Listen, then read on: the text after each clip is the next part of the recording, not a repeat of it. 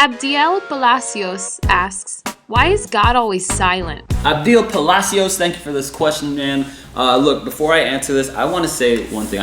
There's some questions I answer with a lot of force and a lot of stern, like this is it. And then there are other questions that I have a ton of sympathy for, and I want to address the person behind it. And this is one of those questions. Look, I want to say before I give any theological whatever, dude, I've been there. I have so much sympathy, so much empathy for people who feel like God is silent in their lives. Look, I mean, I've been there. Any Christian for any amount of time has said this. There's repeated verses in the Bible that say that, you know what I mean. Like when you pray and you feel like your prayers don't even make it past the ceiling, don't even make it past the roof, and God's not hearing.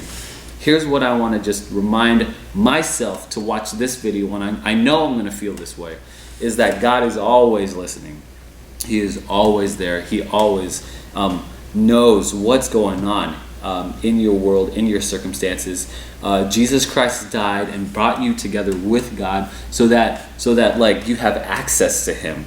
You are not being ignored. You are not being pushed out. You have been brought in through Jesus Christ. God hears everything, and the resurrection of Jesus Christ proves that. Now, that all out of the way, I want to say this. There are two ways you could hear. Okay, well, first, there's two answers, I should say. The first answer is, there's this old saying, God answers prayers with a yes, a no, and a wait. And sometimes that wait is a long behind time. You know what I mean? That is bro, what you doing? You know what I mean? So, for any reason that you could be praying to God for, a different school or whatever. Look, I want to say this. He'll either answer your prayer or not, or and just make you wait in the meantime, and that's usually what the answer is, really, right? God is more concerned with you being more Christ-like than comfortable. You get that? God is more concerned with you being more Christ-like than comfortable. If by answering your prayer quickly, you feel uncomfortable and you want to be answered quickly, that, God doesn't work like that, man. He just doesn't. He wants you to grow. He wants you to mature. He wants you to get stronger, not softer. He wants you to get more, not, reliant on Him, dependent on Him. Grow your faith, grow your walk, grow your trust in Him. That's how God wants to, and He answers in His own time. You know what I mean? God lived a long time. You know what I mean? God's not living 90 years, right? Time is no thing for Him. I'll just wait. It's a long time. Now, the second answer is that it's normal. Throughout the Bible, people have wondered what God has been saying.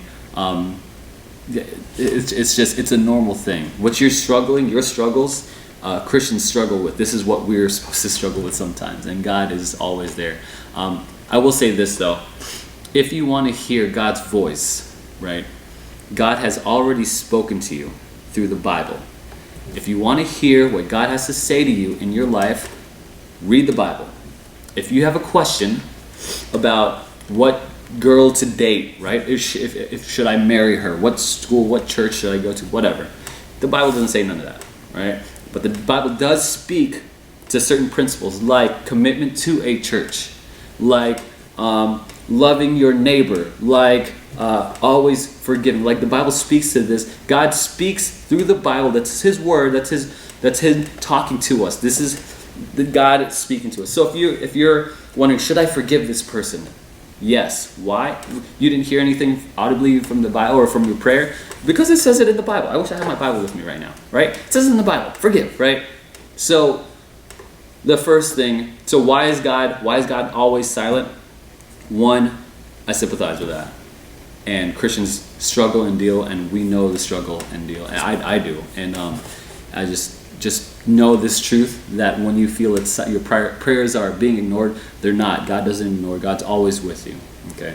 And two, you got to read the Bible, right? Read the Bible. And these are two different answers for two really different type of people. So I'm not sure which one you are. I'm not sure if you're the one who doesn't want to read the Bible but wants to hear God's voice in your life. because how you hear God's voice in your life is reading the Bible because that's his voice, you know what I mean?